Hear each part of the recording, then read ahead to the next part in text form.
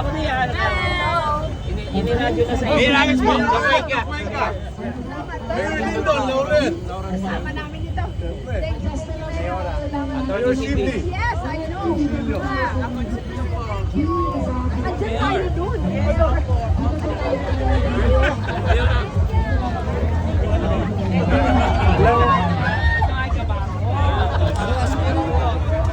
Alam mo, nadali ako, di ba?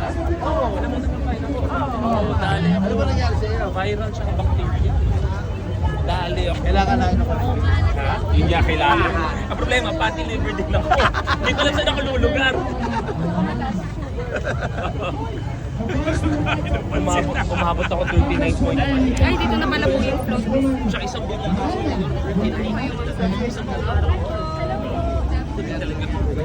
Mayaman ako sa gulpin. Ayan. Atras mo po tayo ng konti. Ayan. Atras mo po tayo. Atras. Atras. Ayan. Sila mo yan po. Sila mo yan. Sutong. Ayan. Ayan. Sutong kami. Tangking. Ayan. Yan. Sige. Yung tayo sa linggo na pupunta na. Ayan pa. Isa na po ang lalo po lalagpas sa link. Tsaka ano may Atras mo tayo. next one, meron pa isang event dito sa Atras tayo. Ay, sorry. Ayan, of course. Ayan ang napakasipag ng Mayor ng Lupa City Mayor Eric Africa. Maraming salamat po. And Team Bagong Lupa. Ayan, we have the BPWH family who will be filling the paper. Dean Jella Rojas and Abel Juan. At ito, kasama po natin Congressman Edwin Berjola of Chibagas. Wala po nang lalagpas. Atras po tayo. Atras po tayo para mas makita po natin. Atras ng po tayo. Yan. Okay. So ngayon po, Dita Bonino, ay tatasunayahan po natin ang Manila Batangas Bypass Section 3. Ayan.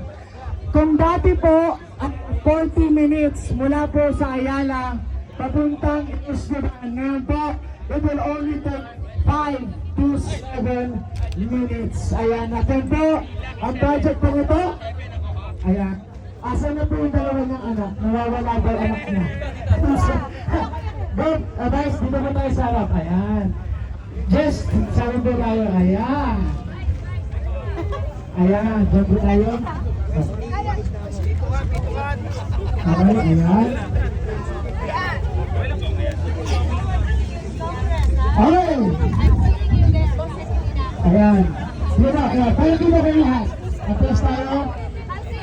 Okay.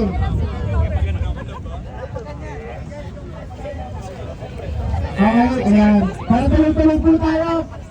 Okay na po, lahat tayo. Tingin po muna tayo sa camera. Tingin tayo sa camera. Ayan.